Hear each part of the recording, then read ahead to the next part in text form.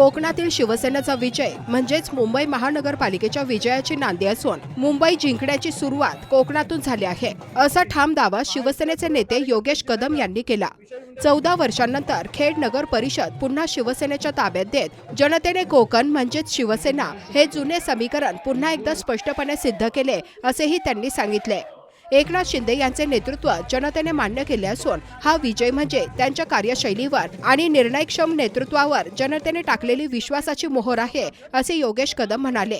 कोकणातील हा कौल फक्त स्थानिक विजय नसून आगामी मुंबई महानगरपालिका निवडणुकीसाठीचा निर्णायक संकेत आहे, असा विश्वासही त्यांनी व्यक्त केला।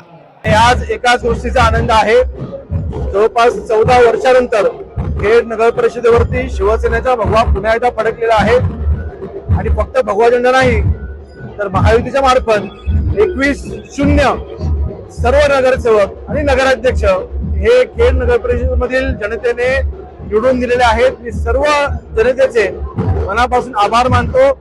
त्यांनी दाखवलेला शिवसेनेवरचा हा विश्वास नक्कीच पुढच्या 5 वर्षांमध्ये विकास कामं पुन्हा मी सार्थ करून दाखवू।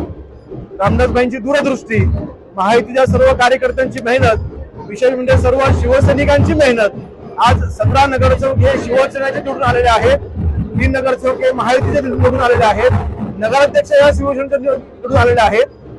14 वर्षानंतर सामान्य रामदासभाई ज्या वेळेला खेड मतदारसंघाचे नेतृत्व करत होते त्यावेळेला 100% शिवसेनेच्या बाजूने निकाल लागायचा, युद्ध बाजूने निकाल लागायचा, त्याची पुनरावृत्ती आज पुन्हा खेडमध्ये होताना पाहायला मिळते। याच्याने एकच सिद्ध होतं, खेड हा शिवसेनेचा बालेकिल्ला होता, आजही आहे आणि उद्याही राहील।